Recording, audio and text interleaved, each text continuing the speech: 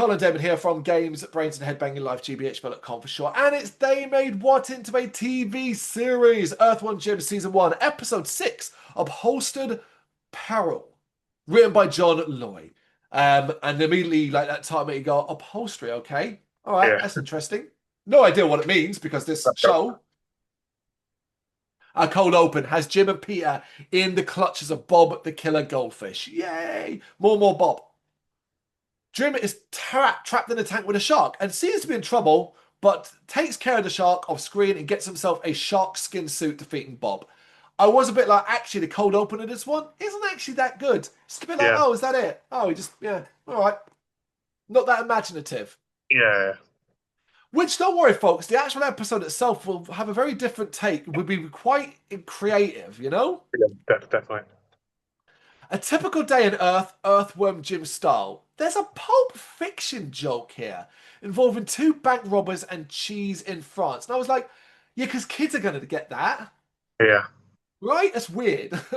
Yeah, I think a lot of like kids films they put on adult jokes every now and then, don't they? So Something evil has come to Earth, though, something not typical. Mysterious furniture that makes everyone become couch potatoes. Even Jim gets one to his secret HQ, which Jim thinks obviously that's weird because how would they be able to deliver to a secret headquarters? And he suspects the couch is evil. But Peter disagrees and hypnotically ends up sitting on it and becoming a couch potato. And a news report confirms this is a worldwide problem. Interesting. Jim is able to fight the temptation but there's no hope for Peter, who simply isn't moving. So we've got an evil, maybe alien villain. I don't know.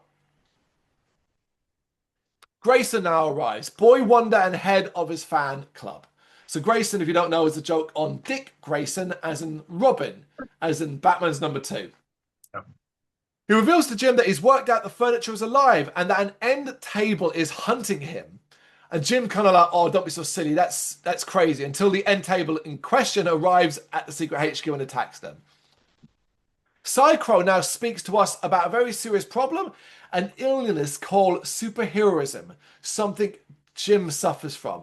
Psychro has now opened a treatment center and is offering to cure those who are suffering from it, showing off the symptoms before being blasted by an arriving Jim. These infomercials are very funny. Psycho's infomercials.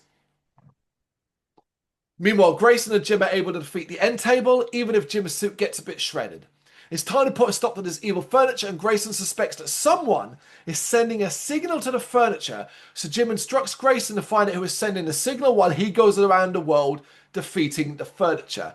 And we see his travels, which even takes him to England and to Buckingham Palace, where we hear him, not so much see him, battling an evil throne. It's all so much work that Jim starts to lose hope, and then he gets a call from Grayson and heads off to the North Pole with Peter, who is still under the couch's control, and Grayson. North Pole, right? Who's to blame? Is it Santa Claus? Nope.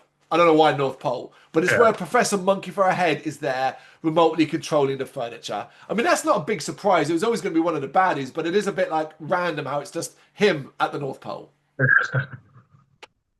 Professor Monkey for a Head sets some furniture on Jim, who can only watch on in horror as the evil villain reveals his ultimate weapons, a gigantic tank armchair combo. Okay? Yeah.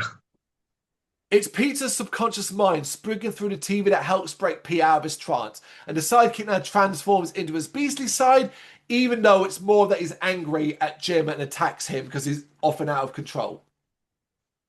Regardless, though, he saves him and they head off to stop Professor Monkey for a Head from destroying Turlock. Guess who's approaching the city? It's Professor Monkey for a Head, and Jim's plan is to change the supersonic signal into, and here's your solution, folks, a signal that attracts cats, the enemy of upholstered furniture. And that is hilarious because I can look at my couch over here and the back of my couch, and yeah, it's been a bit damaged by cats because they like to scratch. Yep. It doesn't quite work, and they end up running like extras in a Godzilla movie, and that was a fucking funny joke as well. Professor Monk for a Head chases them down, activating more weapons, including firing loose change at them. because Yes, of loose change that falls down the back of an armchair. That's fucking hilarious. it is, but it's so flipping stupid.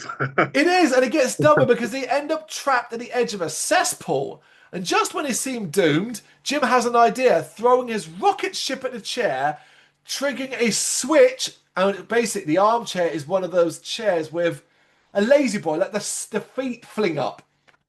Why did Professor Monkeyhead build it that way? Because that flings him far away and the day is saved. And I was just like, well, you just made your own do. Yep. Sometimes later, Grayson wants to hear about Jim's heroics, so Peter sings a song about it. But who is moving in next door? Santa.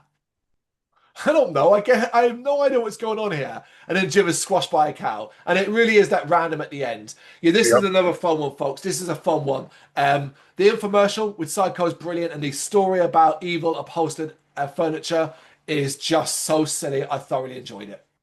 Yeah, I don't think that Santa's moving in next door because his home's been taken over by because the doctor was Yeah, in the the North North Pole. Pole, right?